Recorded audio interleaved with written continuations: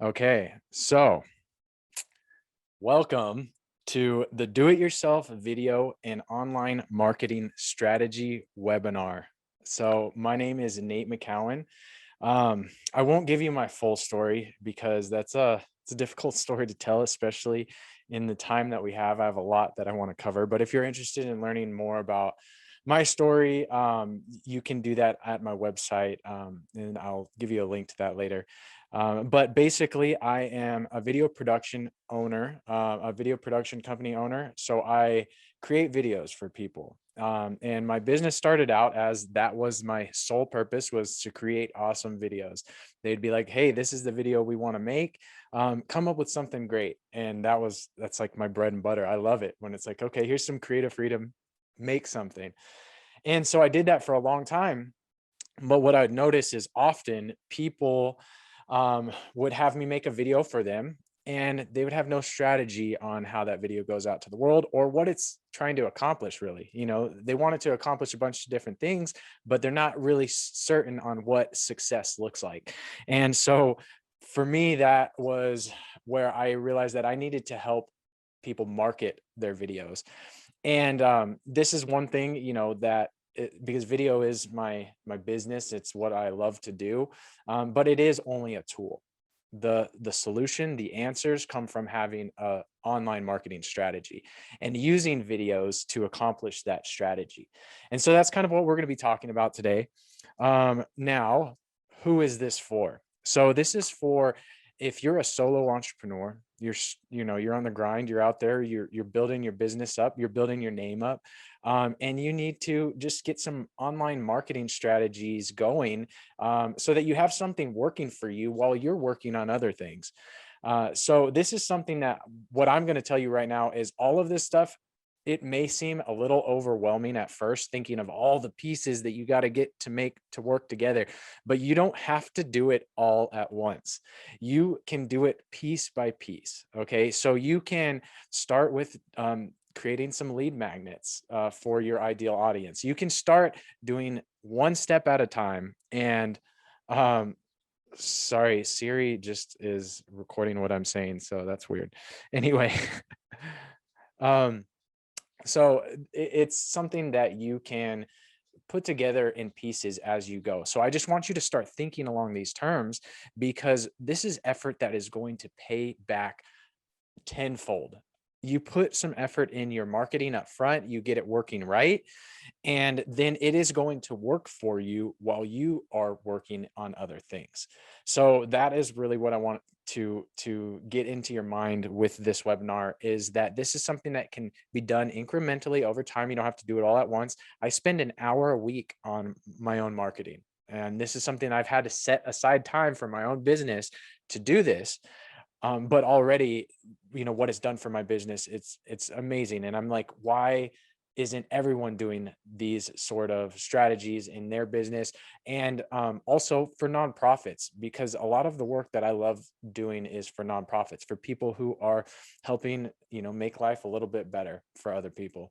And these strategies could be so powerful for nonprofits, and nonprofits aren't using them. I mean, the larger nonprofits, the ones that are, have huge budgets, are doing this stuff, but the smaller nonprofits, the ones who could really benefit from it, aren't doing this yet. And so I just want you to kind of really start thinking about the possibilities of what you can do by developing an online marketing strategy, and the type of videos that you're going to need for it. So I'm sorry, I'm going to try to move very quickly. So one thing that, if you have the ability, take some notes, okay? Because we're going to go over a lot of stuff, and you're going to want to be able to reference what we're talking about. So take some notes if you can. We're going to go over a lot of stuff. I put so much into this webinar that I want to make sure we get through the whole thing. So we're going to be moving quickly. So anyway, what are we going to cover? Let's go over our agenda real quick. We're going to go over a little introduction. We kind of already did that. We're going to go over why online marketing, video and online marketing. Why are those two things together? Why am I talking about them together? And why is that important? Okay, elements of an effective online marketing campaign. Now, this is just going to give you a guideline of what are the pieces that make an effective online marketing campaign. Then we're going to talk about the 9 triggers that drive action. Now, I didn't come up with these triggers. I read this in a book called Launch by Jeff Walker. And if you haven't read it yet, I highly recommend it. But this guy basically wrote the book on what online marketing is. It's kind of the principles that work and that have been working for all of these companies that are using them. It comes from, these sort of behavior patterns and these triggers that drive action. So we're going to go over that. We're going to go over a lead magnet workflow. So I am actually going to break down a strategy. I'm going to give you all the pieces, how it works together. I'm going to just give you a whole workflow. Now, I wanted to call it something better than a lead magnet workflow because that's just like, that's just doesn't have that like ring to it. But instead of being cute and like coming up with this like, cute little title or whatever, I thought clarity is more important. So it is a lead magnet workflow because the whole thing that it is centered off of is providing value first. And we're going to get into that more. We're going to go over 4 types of videos that you need. So there's a lot more than 4 types of videos that you can use and that would be beneficial to your organization or your business. But I'm going to talk about the 4 that are really going to move the needle. That are the important ones you have. And we're going to go over that. So it's going to really simplify the types of videos you need right now to get started on your own. And then, of course, I'm going to tell you how to make these videos with your phone because your phone has an amazing camera in it. I mean, even the older phones have good cameras in it. So you can create content with your phone and it look professional, it look clean. And I'm going to give you some tips on how to do that because I want you to be able to walk away from this webinar with a plan of how you can actually start putting these pieces together and to actually start doing it and to start getting content out there and to start moving the needle on your online marketing strategy. So that's our goal. I'm going to have an offer at the end, and we're going to have a Q&A. So that's why I'm trying to move fast because I want to be able to answer any questions that you might have, and things that might be particular for your situation. So I'd love to be able to help out with that. So we'll have a little Q&A at the end. All right, I might have gotten a little crazy with all the animations too on this. I had fun putting this thing together. So, okay, the goal is to develop an online marketing strategy that will accomplish your goals and to understand the powerful role that video can play in executing it. So that's what we're going to go over today. That's the goal. I want you to walk away with a very clear next step of what you can do to start implementing this in your own situation. And I want you to have the tools that you can start executing it yourself now, because that's how I know to get things going is to just do it, to get out there and do it. Sometimes I just got to get out there and do it myself and get it started. And then people see the value of it. And so if you're in a situation where you're in an organization that maybe they don't know the value of really leaning into online marketing, maybe you start doing these things yourself. So I mean, if you want to go above and beyond and start that, but if you want to come to the table with a project and say, hey, look, I think we should try this. This is what we could do. And this is the measurable results that we can get from it. So, okay. So why video? Let's go ahead and move forward. Now, adding video to your website makes your site 6 times more likely to convert. Now, this is based off a marketing statistic of someone who is turning into a buying customer, someone who is now a customer. But this also applies to, say you're a nonprofit and you want to get connected. You want someone to sign up to your email list, which we're going to talk a lot about email lists here in a little bit. And, maybe that's your goal. Well, converting that casual browser into someone who is now connected to you, whether they bought something from you, they're on your email list, they've downloaded some sort of asset from you, whatever it is, having that video on that landing page makes it 6 times more likely to convert. So viewers retain 95% of a message when they watch it in video compared to 10% when reading a text. Hold on just one second. Let me do something here. Okay, let me say that again. Viewers retain 95% of a message when they watch it in a video compared to 10% when reading it in text. I just had to bring up the video because that only made sense, right? to bring up the video when I say that, because that is so important. If you want people to remember what you are saying and to really engage with the type of content that you're putting out there, put it in a video. And video, in my opinion, is the easiest way to do it. And we'll talk about how to do that in a little bit here. So, okay. All right. Now let's go ahead and continue. All right. So why video? Got my little animations. Okay.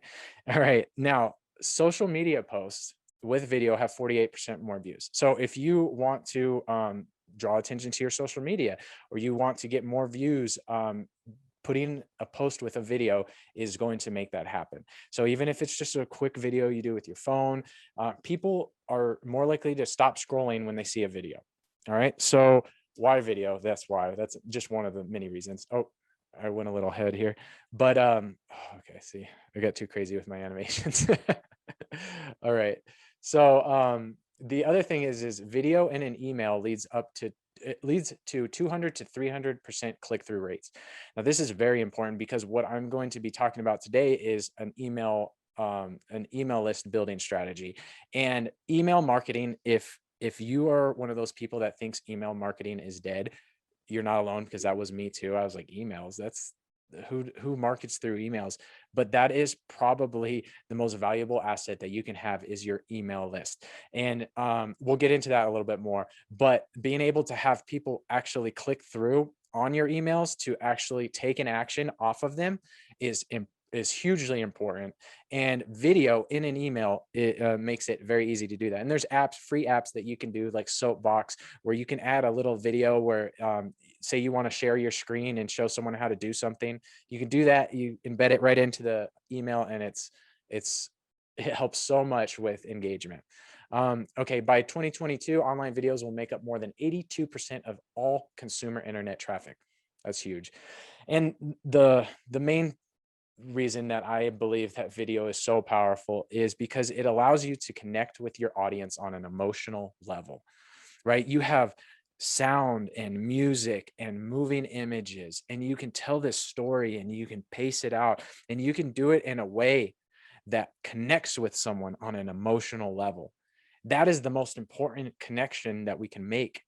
And we talk about marketing, but I'm just talking about like connecting with people, right? And video allows you to do that. So let's go ahead and move on. I don't know why my Siri is just going crazy and just totally jotting down everything I say. Anyway, technology. Okay, now why online marketing?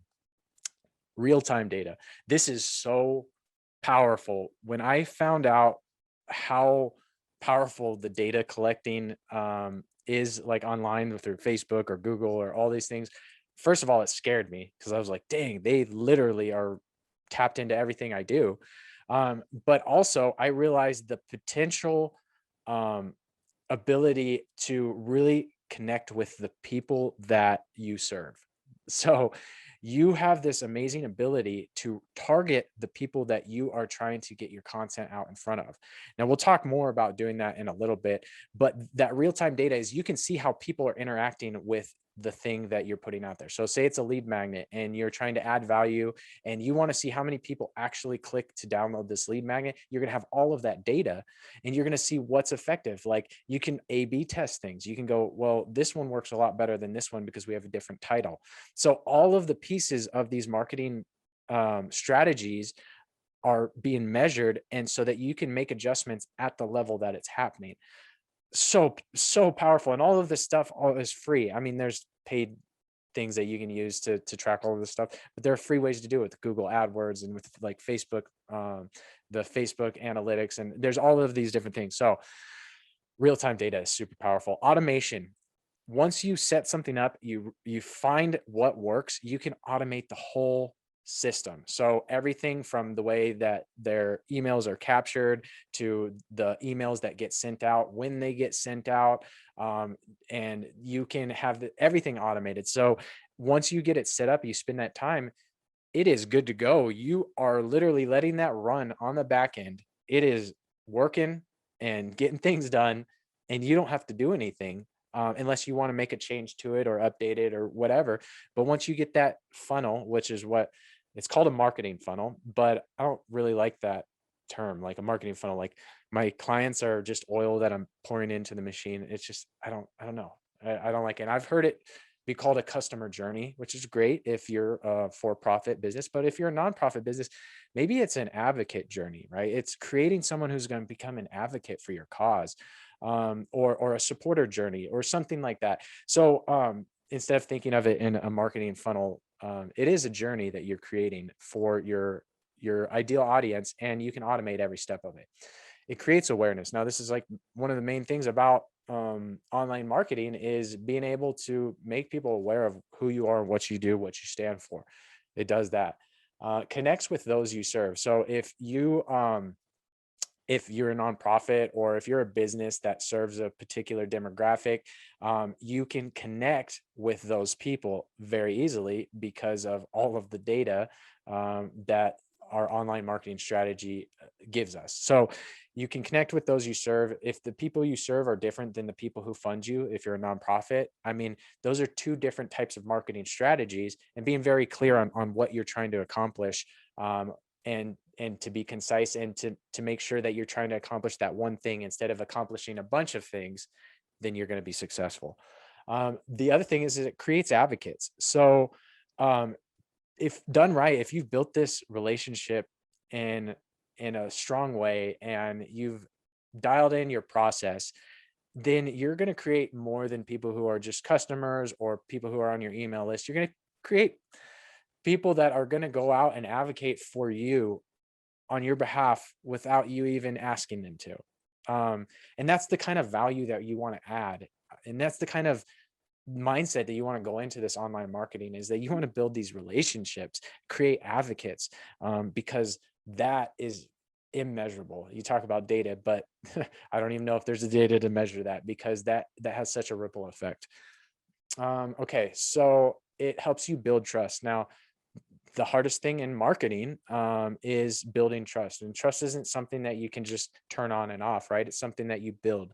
And so I don't know if there's shortcuts to this. I don't think there should be shortcuts to building trust, but online marketing will help you build trust with your ideal audience, and it establishes authority. So we're going to talk about this a little bit more, but what you do, you are the authority in your field. This is what you do day in and day out. Your opinion is valuable, right? And so owning into that, like leaning into that, knowing that what you do is valuable for other people and it could help other people, um, that is going to give you the mindset of knowing that you can share what you know, to help make people's lives better. And what that does is it builds your authority in the field, right? You become a thought leader in that field. And this is all really important to building trust, to getting to getting people to want to connect with you, to add value before you ask anything of someone. So all of this stuff is what online marketing can do. And I don't want to get too into it. Okay, the other thing is money, of course. Obviously, if your goal is to get sales, or to increase fundraising, obviously money is what makes uh, it makes us able to continue to do the work that we're doing. So money is going to be one of the goals of online marketing, but it doesn't have to be the only goal. And what is valuable isn't always the sale. Sometimes building the relationship ends up being a lot more valuable. And that's just my experience. But anyway, so there's that. Now, online marketing. Ready for some more animations? Wait, here we go. Ooh, it solves problems. That's nice, right? I had too much fun with this. Okay. Elements of an effective campaign. Okay, let's go over this. Number one, the most important thing that you can do to have a successful online marketing campaign is to know your audience. Who is it that you are speaking to? If you're trying to speak to everyone, you're probably not going to speak to anyone. I don't know if I said that right, but if you are trying to cast your net and catch all the fish, you're not going to catch any of the fish. And it's because once you know your audience, you are able to speak to their needs. You're able to speak their language. So everything in your campaign is going to be geared towards connecting with that person, or that type of person, or that demographic, or whatever it is. And the better you know your audience, the more successful you're going to be. That I mean, if you know your audience inside and out, probably any online marketing campaign you have is going to be successful to some degree. Seek to add value first. I keep saying this, but this is just something that it's helped me in structuring the way I do things in my business. But I've also see how that is the only way to cut through all of the static online. So you have all of these ads and all of these things inundating our attention. Is that the right way to say it? That are just overwhelming us, right? And for anyone to stand out in all of that noise, you better be making that person's life better, or you better save them from pain, or you better be adding value to their life, because otherwise they have no reason to pay attention. They got all these other things that are vying for their attention. So if you lead with that value first, you help solve a problem, you help make their life better, then that is the only way that you're really going to stand out. And we're going to talk about the triggers of why that works, but that is a huge way to go into this. Seek to add value first. Also, focus on solving problems. Be the guide, not the hero. Now, this is my own in my own marketing. I always battle with this. Like, I'm always trying to, should I present myself as this type of person or this type of business, or should I, be a button up type of business, or should I, wear just shorts to meetings? I don't know. These are all things that are, that you're going to decide on in your own marketing. But the one thing is to always focus on solving problems, and to not think of yourself as the hero of the story. Siri just keep asking me stuff. Okay, sorry. Okay. Um, you need to know your audience. Okay, you need to seek to add value first. But like I said, focus on solving problems and be the guide, not the hero. Because very often we want to be the hero of the story. Like, look how great our organization is. Look at what we do, right? Look at how we make lives better. No, but if you focus on solving problems, then and you make the person who you're connecting with the hero of the story. And that is so important. Now, there's always going to be a time to share your story and to share your organization story, but that's more middle of the funnel stuff. So once they already know how they're going to be benefited by your organization, or they're going to be benefited by being involved with you in some way, once they know what's in it for them, then they're going to be more interested in learning about who you are and the work you do and why you do it. So anyway, that is just one thing to keep in mind. Then another element of an effective campaign is that it builds relationships. So it's not just a one and done, hey, here we are, this is what we do, remember us. No, you want to build relationships. So you want to get that person to who they've watched that video now and they've kind of become emotionally connected on some sort of level with the values that you hold.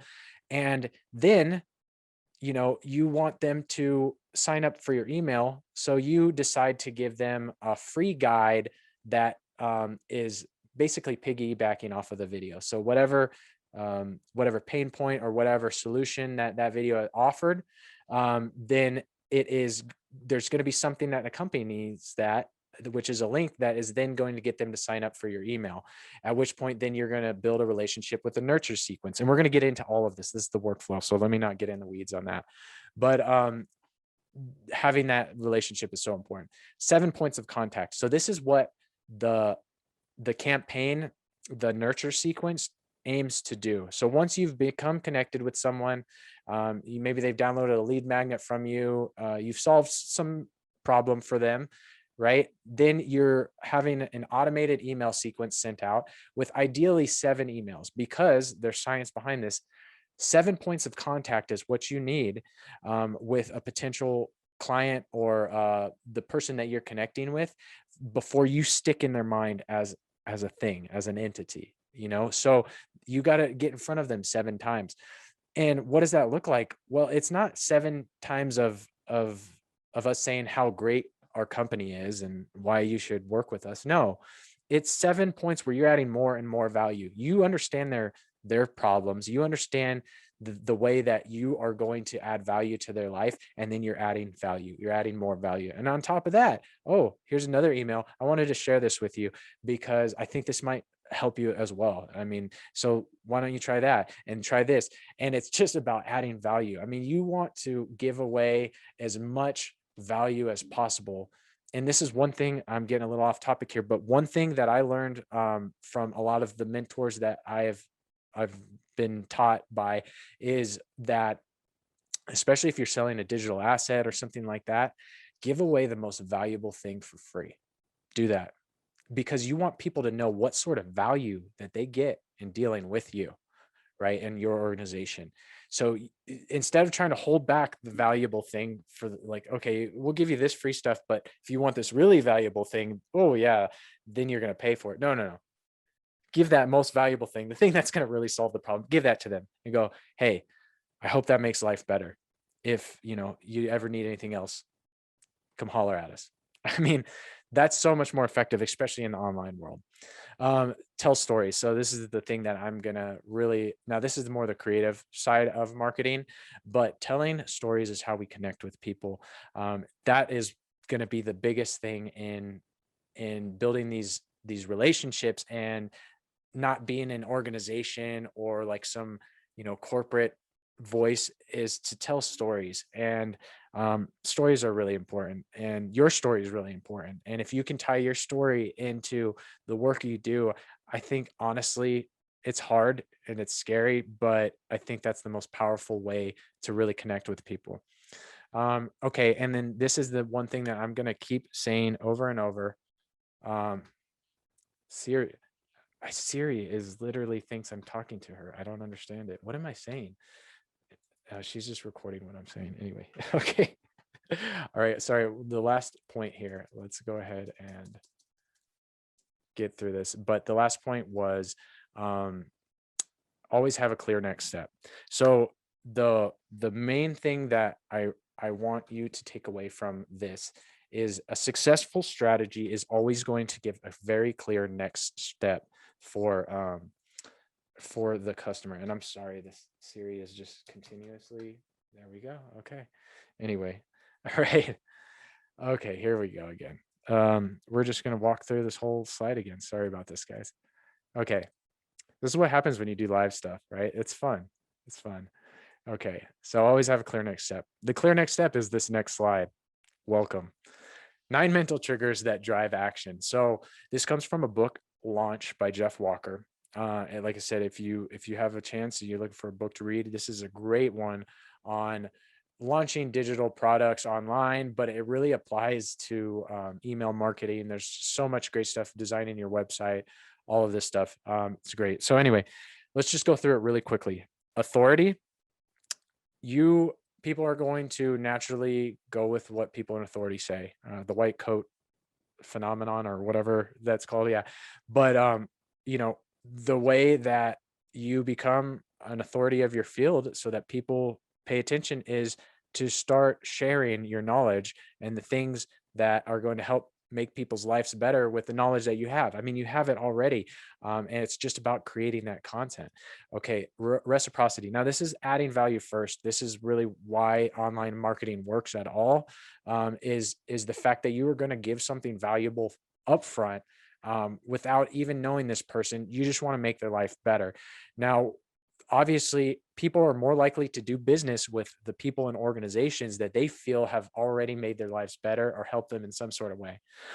The other thing is trust. Now, like I said, this is something that is built, but if you continuously add value, you give people great advice based on your knowledge, and they're just going to naturally trust you. Anticipation. Now, this is something like for like a webinar, you are to build anticipation. People like to anticipate an event. They like to anticipate being a part of something. And so building that anticipation is a good way to drive people to act. Likability, that comes with, I think, trust and just getting to build that relationship with other people. Events and rituals. Now, like this, this is a webinar, right? So it's an event. People have to sign up and get a little ticket and all this stuff. So it creates this like sort of just feeling of being a part of something, and being part of something bigger than yourself. And that's really important in all sorts of marketing. But community, and that's kind of what it all leads to, is people want to be a part of something. right? They want to be a part of a community. They want to know that they have the support, like-minded individuals. So if you can create a sense of community around what you're doing, and think of these triggers in your messaging. So when you go to think of like how you're going to message this particular campaign, by referring to these, I mean, this is a great way to really start to think of how you want to present your messaging. Scarcity. Now, this is huge, especially for online. People will not act unless absolutely forced to. I know myself, I'll put off a decision if I, as for as long as possible, if I just know that I can make it later. And so to bypass that, to actually get someone to act, you have to create real scarcity. I'm not talking about like, oh, come, we only have 5 of these left and you better get it now, but you really have 50 of them in the back. No, I'm talking about real scarcity. Making, like for this webinar, now there was a limited amount of seats. We did not reach that, which is, that was my goal, is to reach that. We got close, but I did actually limit the number of seats because I wanted to be able to have a personalized Q&A at the end. But by adding that little bit of scarcity, by saying, look, there are limited seats. So, if you want to join this, do it now. It makes people act.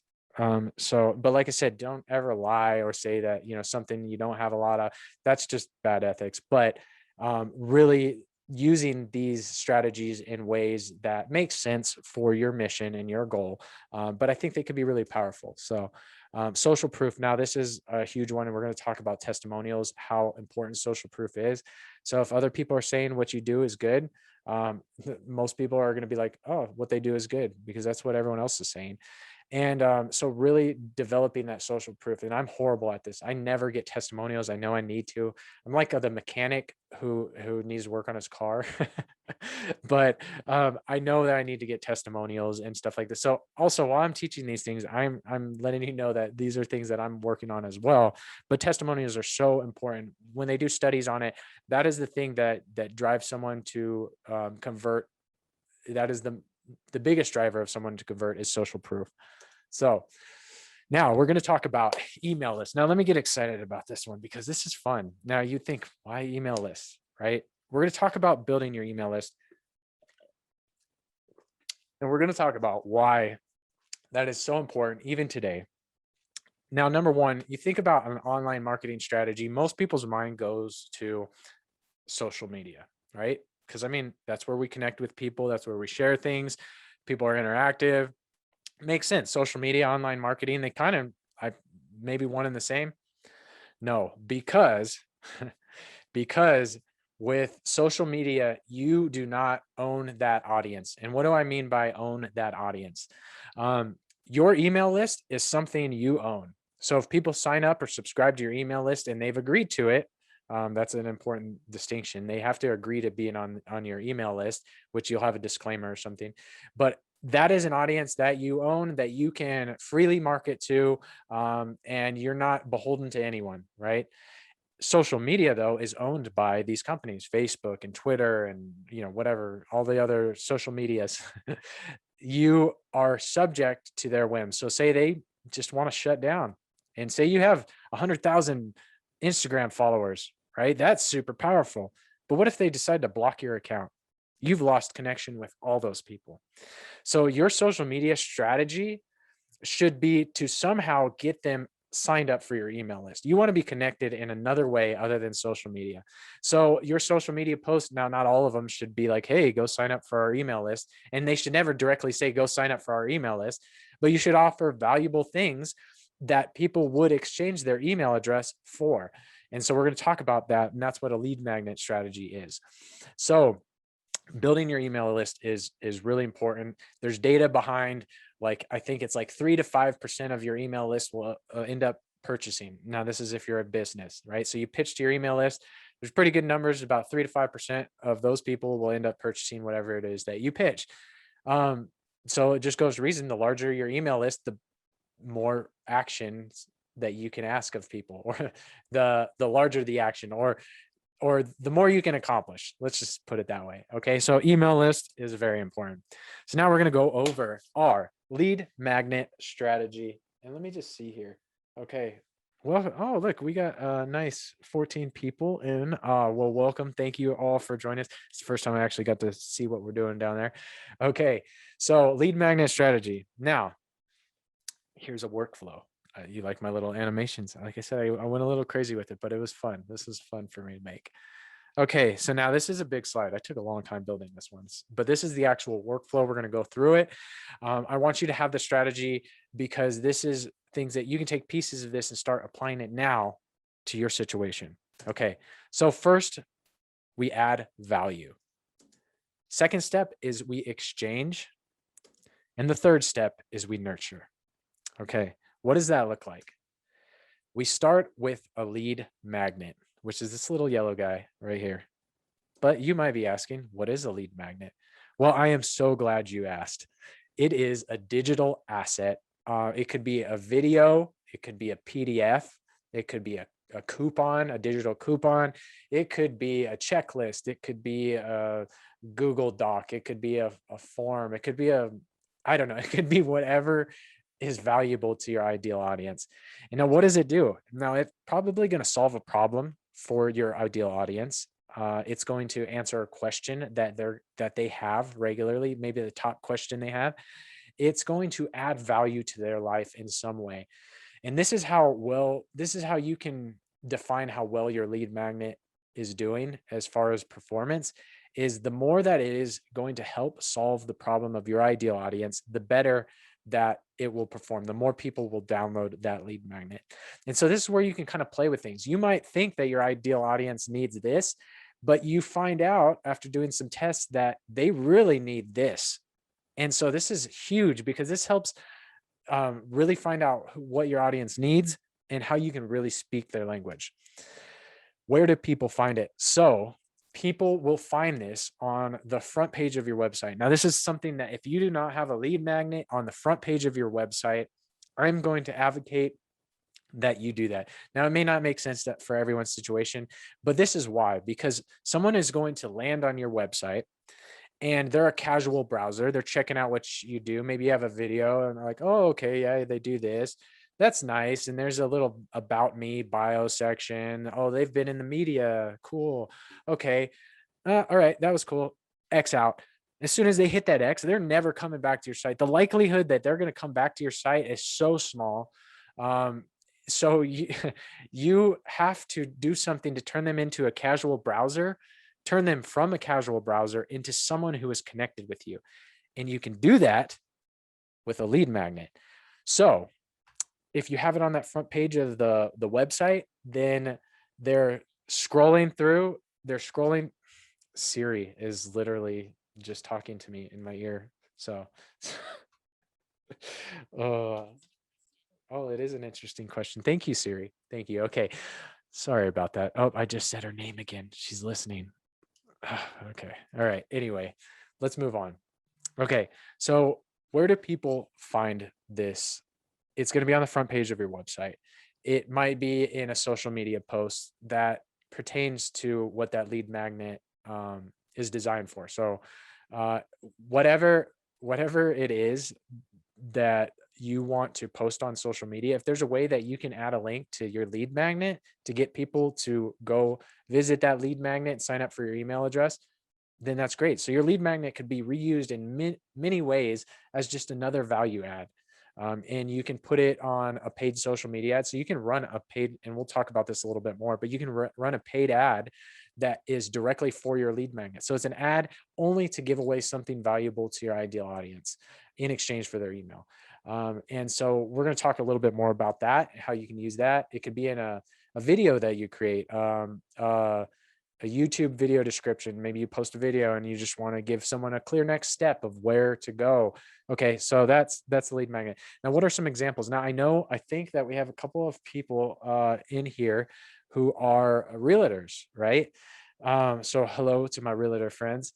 And one thing that, okay, I know as someone who I haven't purchased a home, like I haven't not bought a home, so I don't know the process.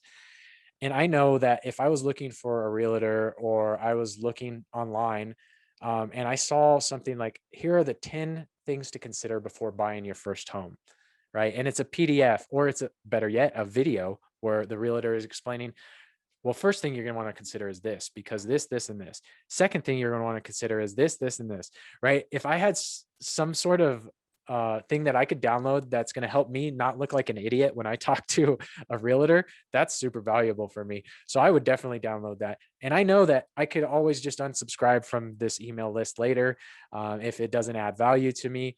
But I know that that's valuable enough for me to give my email for. So that's one. It could be a complete guide to whatever your industry is. It could be 7 questions to ask an accountant before you hire. I just literally am hiring a new accountant. So that would be a great thing for me to know, is like, what do I actually ask an accountant? What things do they need to cover? And the great thing about creating a lead magnet like this is you position yourself as someone who can answer these questions. You are the expert, but you're not doing it for a sale. You're literally just saying, hey, these are the questions you should ask. So whether you ask them to me or you ask them to someone else, I want you to have this to make your life a little bit better. The likelihood that they're going to end up asking you those questions is pretty high, because they're like, well, this person probably knows these answers, so I would like to talk to them about it. It could be a workout. It could be a recipe. It could be a checklist. It could be the GED test prep. It could be anything that adds value to that person's life, helps them solve a problem, takes away pain, right? So that's what a lead magnet is. So they click the link to go to the lead magnet, and it takes them to a landing page. Now, why is this important? Why doesn't it just take you to the front page of your website where you have all the other stuff? Well, because you want to create a very clear path forward. You don't want any friction. You want to take away anything that's going to distract them from doing the thing that you want them to do, which is to download the lead magnet. So you want this landing page to be very simple. It literally has the lead magnet title on there. Well, we'll get into that. So this is where the link takes us. It's a single web dedicated to collecting an email address in exchange for the lead magnet. And what is on it? Now, the title of the lead magnet. So whatever the lead magnet is, the title of that. Maybe you might add, this is just, to preference if it makes sense, but add the qualitative, like how does it make life better, or how does it save them from pain, right? What's that primal reason why they need this lead magnet? You might mention that, you might not. You need your email capture form. So a form that is going to capture someone's email and then send them the lead magnet. And you also will probably want, and you will definitely want to read the laws on this, but anti-spam laws make it that if someone signs up to your email list, they have to agree to receive future emails. So you need to have some sort of disclaimer about that. Most of the companies you might use, or not companies, apps you might use to do the lead magnets and all of this stuff, they have all this built in, so it's really easy to figure out. But just heads up, you want to make sure that they agree to receive future emails. And let's see, then after they submit the form, they are going to, it's going to take them simultaneously, 2 things are going to happen, but it's going to take them to a thank you page. And at the same time, on the back end, it's going to be sending an email to that person with the lead magnet. So why a thank you page? Oh, I got a hole in my lip. Sorry. Why a thank you page? So a thank you page is very important in this situation, because this is how you're going to measure the success of your lead magnet. If you're, as soon as they submit the form and it takes them to this thank you page, that thank you page is only going to be there to explain how they recover the email if it goes to the junk folder, because you want to make sure that they get your mail out of the junk folder, so that they can, receive future emails from you, but also so they can get the lead magnet. So you're going to explain that. The other thing that's going to happen on this thank you page, this is where you're going to install your Facebook pixel or your tracking. This is how you're going to track success. So the amount of people that landed, sorry, Siri again. The amount of people that landed on your thank you page measures the success. Is also, you're also getting a lead magnet email at the same time. So on the back end, this email is being delivered. They've been taken to the thank you page. On the thank you page, you might want a video of you saying, hey, thanks. I hope that this helps. I know that it helped in my situation. If you need any more help, I'm here, whatever.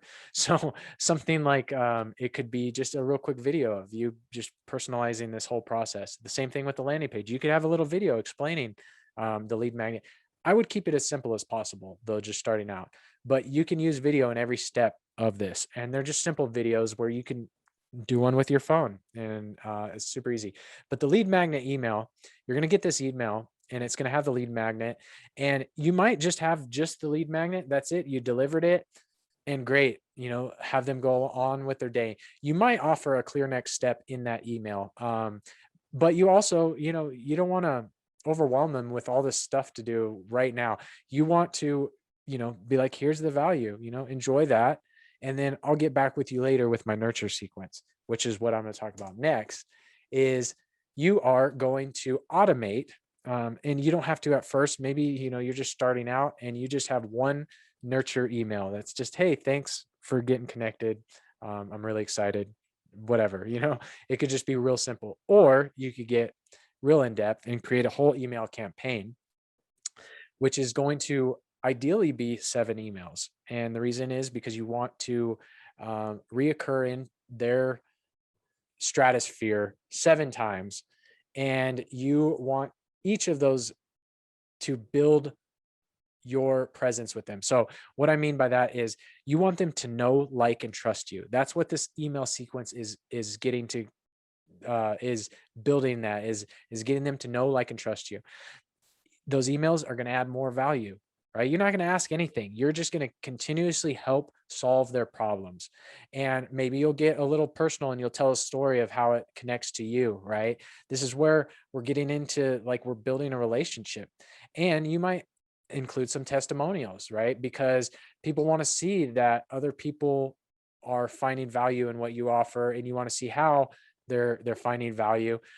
If you are asking them to buy something or to do some sort of large action, you might need to overcome some objections, right? So what are the objections that someone's going to have before you have your big ask?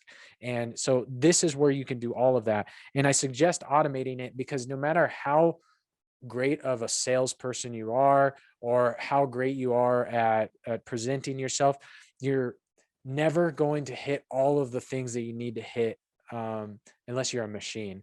But if you craft an email campaign, you can make sure to hit all of those things, and then you can measure the success and see, well, this one didn't get very many click-through rates. What can we do? Well, why don't we add a video to it, because we know that that'll help our click-through rate.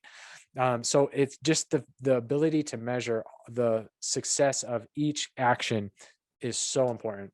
And this leads to the ask. So the big thing that all of this marketing has led to is an ask, right? Now, whether that ask is something where we want you to buy this thing that we got coming out, or we want you to join this group that we have, or we want you to write the governor for this, or whatever that action is, right?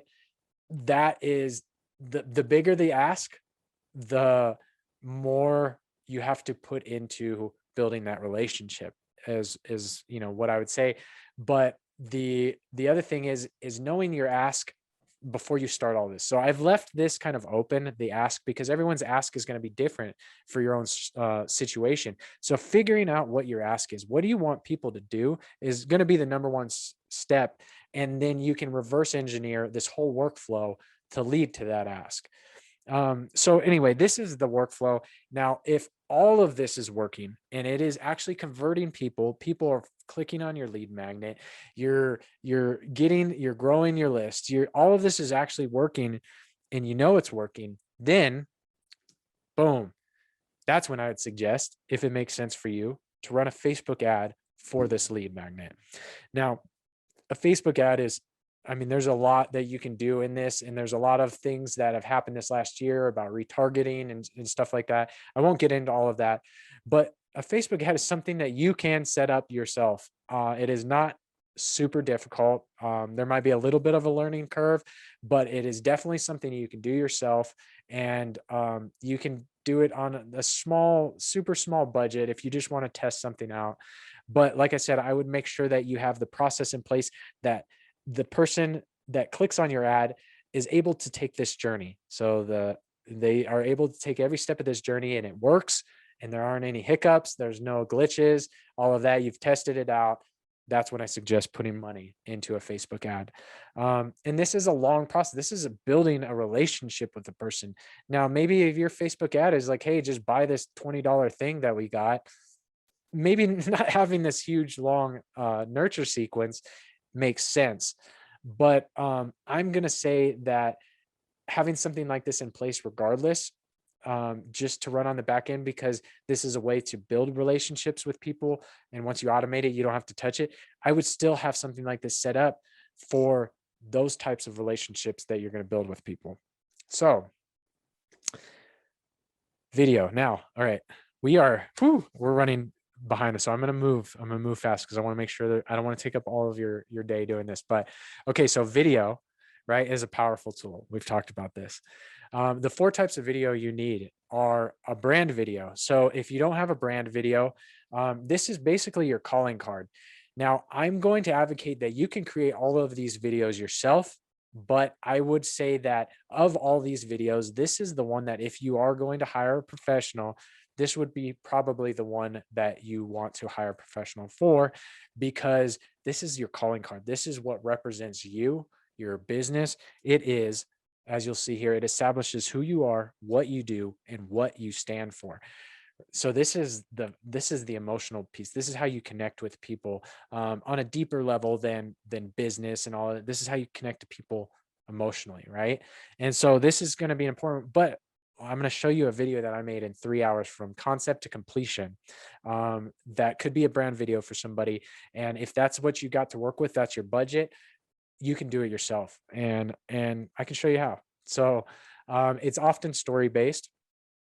VPSA could be a good format. Now, if you signed up for this webinar just recently, I had a little nurture sequence of emails that were sent out where you got some PDFs that like had VPSA in it and little pre-production worksheets and stuff. So you should still be getting that. You'll still be on the email campaign. It may not be for a couple of days, but VPSA could be a great format to use. Now, I got this format when I was working as a media arts intern at a nonprofit, and it is value, problem, solution, action. So a great way of messaging value. What value drives your work, or what are the values that drive your work? Problem, how are those values being threatened? Solution, how do you offer a solution to those problems? And action, what can people do now to get involved? How can they be a part of that solution? So that's great for nonprofits. That can also be used for businesses. Now, I want you to get creative with how you can do that, but just think about that. You know, what values does your business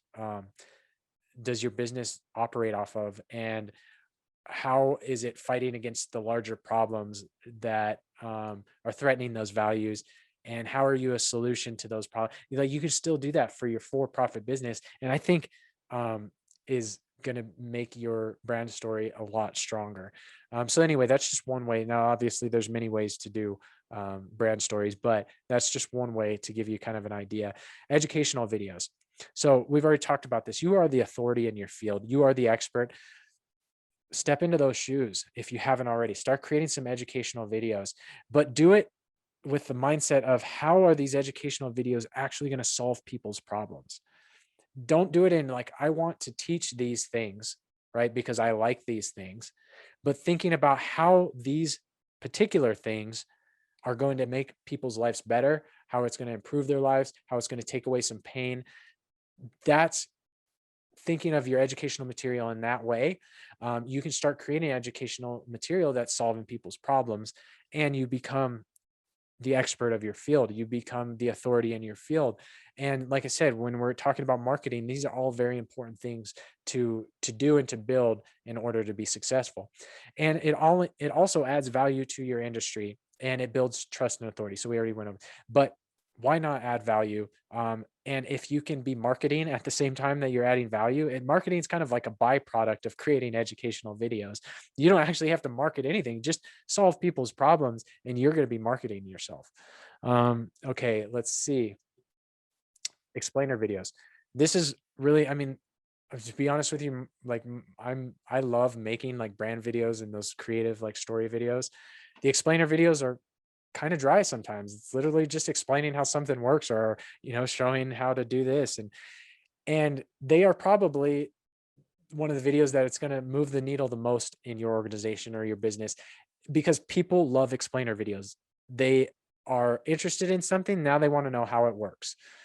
So working on creating these explainer videos are something that you should do, whether you have a service-based business and you want to explain how your service operate, how the service works, what's included, what the steps are. If you have a product and you want to explain how the product works and you want to show it. If you're a nonprofit organization and you want to explain a concept that maybe it's a complex legal concept that you want to kind of like make it digestible. Any of these things can be explainer videos. And it, let's see. And then finally, we have testimonials. So, like I said, testimonials are going to be one of the most important videos that you can have. But when getting testimonials, now this goes for profit, nonprofit, whatever, you want to make sure that you're focusing on how people's lives have been impacted by either your product, your organization, your program, whatever. You want to focus on their lives and how their lives have been transformed. You don't want them telling everyone how great you are. That's the worst. And it's really easy because people are like, oh, they want a testimonial. They want me to speak about how awesome they are. So I'm just going to talk about how awesome they are.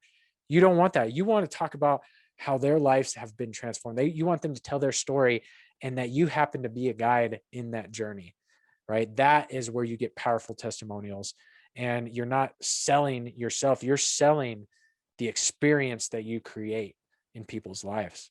And that's really important. So, okay, now I have this thing, and we'll see if it works, but, okay, cell phone videography quick tips. I put a little video in here. You may have seen this video, but I'm just gonna, so I don't have to talk anymore. And I can take a drink. Here you go. So you might be thinking, all right, this sounds great, but we don't have the time or the resources or the budget for video. Well, here are 3 tips for using your cell phone. Tip number 1, get B-roll. B-roll is the footage that you can use to help enhance almost any video that you create down the line. It's footage that you can lay over in an interview to help tell the story, and you can make the video a lot more interesting with B-roll. So anytime you have something going on, whether it's an event or a fundraising drive or you're putting up flyers, make sure you start filming some B-roll. And don't forget to dump the footage in a folder with the event labeled so that when you need it in the future, it's easy to find. Tip number 2, film in landscape mode. Unless you're filming something for TikTok or an Instagram story or Facebook story, make sure that you turn your phone on its side when filming. Now, this is the aspect ratio for television and YouTube and Facebook and your website. This is the aspect ratio that is most common for the types of videos that you will be doing. Tip number 3, start making short videos to accompany your social media posts. Social media posts with video have 48% more views. Now, this would be a great way to start doing some of those behind the scenes videos. Pull back the curtain and show everyone what you're doing. But that is just something that, start filming B-roll, film in landscape mode, and make sure that, you're using video in a regular way. If you're going to post something on social media, make a little quick video just to, reiterate what you're saying, or, get people to stop and listen to what you're saying. So anyway, all right, now I hope that this works now with the volume, but you have the ability to create, say you want to make a brand story. I came up with this idea. I was in my living room, from the time that I just like had the spark of an idea to filming it, editing it, doing the voiceover, finding music, and posting it on Facebook. It was 3 hours. So I did all of this in 3 hours. Now, that just wants to show you what is possible with the resources we have, and not very much time. But here we go. Let's hope this works. We start this life dependent on other people for survival. Slowly, we gain our independence. We learn how to do things ourselves. Sometimes we fall. Things don't go our way. But we find reasons to get back up. And if we're being honest, as we get older, we realize that doing things on our own is overrated. Because support matters.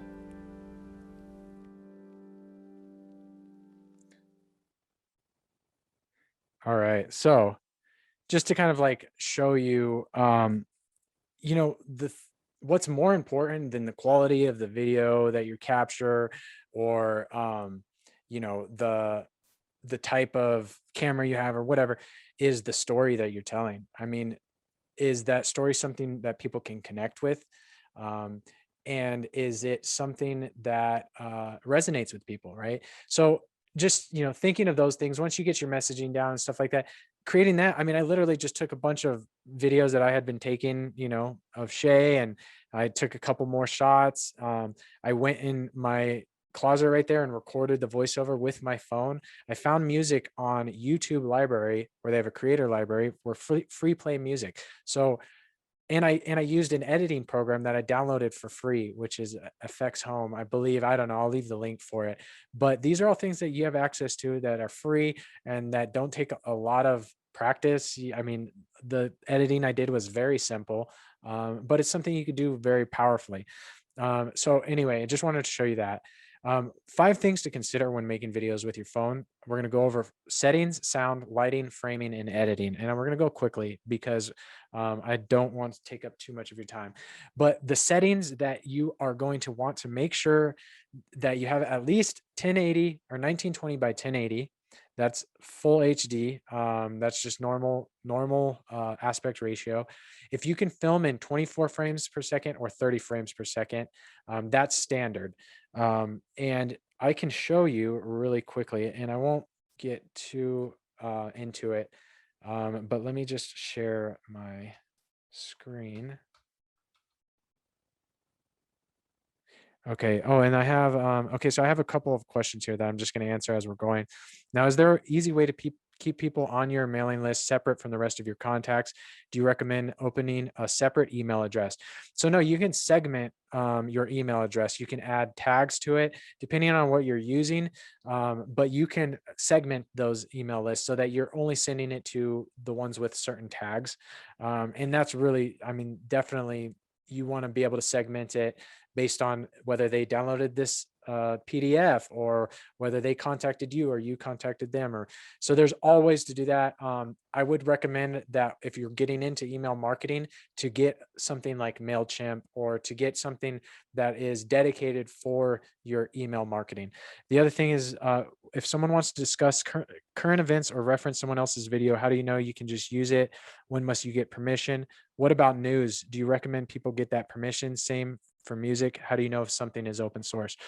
That's really great questions. So you can reference or use people's material if you are doing a commentary, or your what's it called, satire. You can do satire, commentary, or you have to alter it enough that it's not the original. Now, this is all very legal based stuff, so I don't want to give you wrong information. But as long as you are using it as social commentary, or you are creating, you're altering it enough that it's not recognizable from the original, or you're doing a satire on it, you can use it. As far as music, you do need license for music. There are free play music like on the YouTube creator library, but there's places like Soundstripe and Music Bed and all of these different licensing platforms where you can pay a monthly fee, download all the music you need, you're good to go, and then cancel it or just stay subscribed like I do because I use a lot of music. So those are some options with that. And then we can talk a little bit more about that. But just go over the settings really quickly too. I just wanted to show you this. You want to at least 1920 by 1080 if you can. Slow-mo, if you are going to do slow-mo, 60 frames or 120 frames, that's going to be either half speed or like 4 to 5 times slowed down. And the settings, if you have an iPhone, this is something that I've run into myself, and I don't know if this applies to you, but changing the settings from most compatible to, or from high efficiency to most compatible, because a lot of the editing programs are not equipped to take Apple's new codec. So this is getting a little technical, but in order to change your codec, you go to settings, you go to camera, formats, and change it from high efficiency to most compatible. And that's going to make it so that it's a nicer codec for your editing. But you do not have to worry about any of these things if you use an app like Filmic Pro. Figure out how to get this shared. I will show you a little bit more about that. So anyway, those are the settings. Now we're going to go over lighting. Now, as you can see here, I have some lighting set up in my own scene. And I'll kind of use this as an example of how you can use lighting and why you should use lighting. So lighting is probably the thing that is going to separate you from, like, if you want to make it look professional, lighting is the thing. You can use a really, really bad, crappy camera, and if you light it really well, people think it looks great. So lighting is going to be huge on this. Let me see if I can share this. Okay, there we go. All right, sorry about that. We're back. We're back. We're on. We're ready to go. Okay, so with lighting, we're going to just talk about a couple things. So I want you to at least have one good key light, because that's going to light up your subject. It's real simple, but a lot of people don't do it. Now, where do you put your key light? I'm going to advocate that you go a little bit off center and a little bit up, because you get something called Rembrandt lighting. So you see this little triangle here on that person's face. That triangle of light is called Rembrandt lighting, because, the artist, that's how he would paint his portraits, and they would have that little lighting. So that's a good place to put a key. You don't want it straight flat on someone, because then it gets rid of all the shadows in their face and it gives them a very flat appearance. Having this shadow along the side here really helps, like, give depth to the face. So that is one thing. Now, if you have options to have more than one key light, you'll see this is from Dr. Eads. So I did the same kind of lighting here. It's a little bit less dramatic than that first one, right? But that's because it has a little bit of a fill light on the side to lift some of those shadows. So if you only have two lights, I'm going to suggest that you have a key light, which would be the one like right here. And you also have a backlight, which is, you'll see in here, I actually am keeping the backlight in my frame, because I'm a filmmaker, so it kind of makes sense. But what that does is it adds this like little, you see this little warm orange glow around. It helps separate me from the background. So that would be, that just really shapes your image, gives you a 3D image. So if you have the ability, key light, backlight, if you can also put a fill light in there, lift some of those shadows. You don't necessarily really need it. Like I could do that here. I bring this light open, lift some of the shadows if I wanted to make it a little brighter. But yeah, so a fill light's not necessary, especially these days with the lights that we have. But that is 3-point lighting setup. That is industry standard. That's how you light a scene with 3-point lighting. One thing I'm going to add on here is a background light. Now you obviously can see that I have a background light here, but that adds a little bit more separation. So it helps separate me from the background. It also, if you are getting really creative, so you'll see, like, just like here, but if you're getting really creative, you start to use color contrast. So this teal with the orange of this light and the orange of my skin, that orange and teal contrast is opposite ends of the color wheel. So it helps even bring the image alive even more. You got color contrast, you got light contrast, right? So those are just some options, some things if you're thinking of, but adding that little light on there, nice little touch. Okay, so let's see. Oh, we got to build through this whole thing again. Sorry about that. And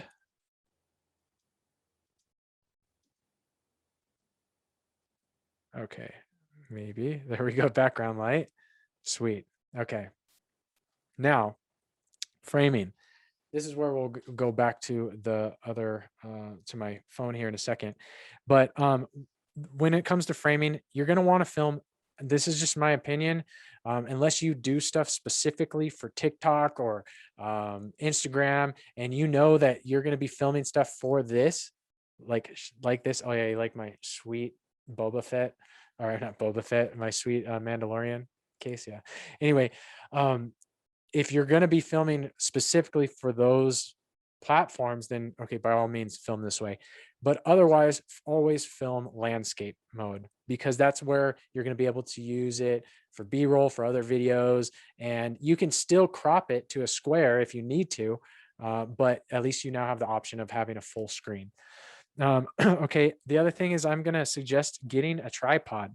So the tripods, they're like $10 on Amazon, and you can get one of those, set it up. So anytime you're doing some sort of like, speaking to the camera thing, put it on the tripod, make it look nice. That is going to be my suggestion. Use the rule of thirds. It's okay, Nate. Let me see. I am going to.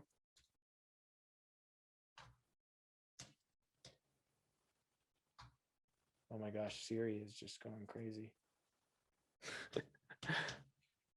Okay, so let me just show you really quickly with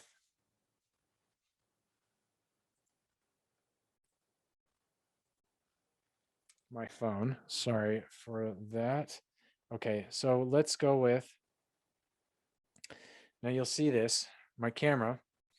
Now I've brought up the grids, the lines. Now this is called the rule of thirds. It's when you position the subject, whatever is the focus of your scene, on the third. So you'll see these lines, which there's one line right here and one line right here. Those are your thirds. Now, if you're in an interview and the person is looking towards the interviewer right here, you want to place them on this side of the screen. So that way, if you had a cut to where you're cutting to the interviewer would be over here looking this way, right? So you want to make sure that if you are doing an interview, kind of put people on the third. If you see, if I put my eyes on the third, on the intersection, especially that eye right there, look at where my headroom is. There's about that much headroom. That's about right.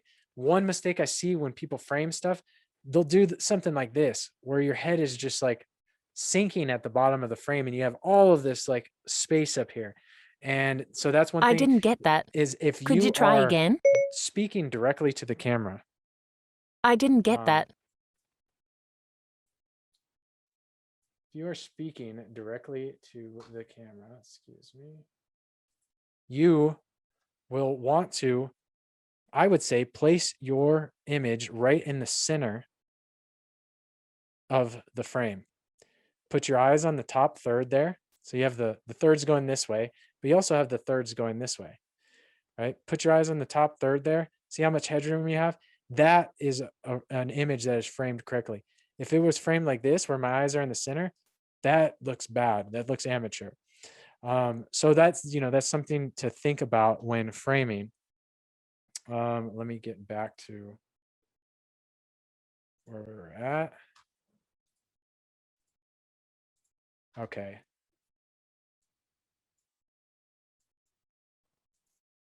All right. So what we have here is the framing. Let me go back. Now, if you are having an interview style, like I was saying, you're going to want to position someone off camera, have that other person on the third, right? Like maybe something like this, right? Where they're speaking. If you're speaking directly to the audience, to the camera, I would center yourself, put your eyes on the top of the third there, right? Make sure that, you have a little bit of headroom, not a bunch. You want it to look natural, and speak directly into the lens. Now, one key, especially if you're looking at your phone and you are using your front, so you have this side and you're using your front. If you look at your image, your face on the screen, you're not going to be looking at the camera, and it's going to look a little bit weird. So you have to get really good at looking at that little camera if you're using this side of the phone. I would recommend, if you're filming yourself, set up the scene and film it where you cannot see yourself and where you have to look at the camera, because it's gonna change the game when it comes to presenting yourself and people being able to connect with it, with what you're saying. Um, the other thing is, pay attention to the background. Whatever's in your background, Just a that moment. I tells a didn't get that. story. You Could you want try to make again? sure that what the story that you're telling makes sense. All right. So make the background look nice. I mean, it's a huge part of your image. I Um, didn't get that. Could you and try again? you want to lock your exposure and your focus. And you can do that, if it's just on your if you're on an iPhone, you can hold down the exposure button, hold down where you want it to lock. So you're going to do that on the subject's face, hold it down, lock it, make sure that it's not changing focus or exposure while you're filming. If you have Filmic Pro, you can do the same thing. You hold down the focus area, the exposure area, but you want to make sure to lock that off before you begin. Same thing if you're filming something yourself. If you can get someone to help you by locking that in, or if you can do it yourself, the camera on the back of your phone is going to be much better than this camera. So if you can get it to where you're filming yourself with the good camera, you're not going to be able to see yourself, but it's going to look a lot better. That is what I would suggest. And sometimes you might need help setting that up, or putting a little dummy where you're going to stand and then frame it up and then you stand in there. So that's one option. The other thing is editing. So I really wanted to do like a walkthrough and like show you my editing choices I make and all of that, but we just don't have enough time for that. And I know we're already running way over. I want to be able to answer some questions, but Sorry, I'm having trouble with the connection. with Please editing, try again in a moment. you want to use free resources if you can, because I mean, you could do like me. I pay for editing program. I pay monthly for it, and it's great. But a lot of the stuff that we're talking about today, you can do on your own for free. And I would actually, before you get too deep into it, play around with it, see if that's something you like doing, or if something you want to outsource, right? But use free resources like iMovie or Hit Film Express. That's the one I used. I just downloaded it, used it. It's free. InShot, if you're making movies on your phone, super easy. One thing is always to edit for the story. The story trumps all. But creating these impactful videos, especially like for social media and stuff, you got to catch attention quickly, right? So keeping that in mind. But I also use music to drive the emotion. So a lot of times I will search for the music like you can on that YouTube library. I'll find something in that song. So say there's a turning point in our video, right? There's a moment where things turn around and things get better, and it's a powerful moment. I will go and I will find a song where that drop into the new chorus is like super strong and gives me the feeling that I want to have people feel when they're watching this video. I'll find that and I'll use that moment as the moment on my turning point, and I'll shape the video around that moment because that's the powerful moment. That's one way to do it. That's not the only way to edit for a video, but using the music to really drive the images will take your edit to a whole nother level. The other thing is I would always create custom thumbnails for anything you do, because that's going to help in getting it shown to the right people. It helps making it look professional. It just, and there's a really easy program called Canva, which is free, that you can create custom thumbnails. So this one that you see on the screen here, that was literally just like a stock one that they give that you can work off of. And so I just downloaded it real quick and just to show you, but you can make really nice looking thumbnails and do it easily with Canva.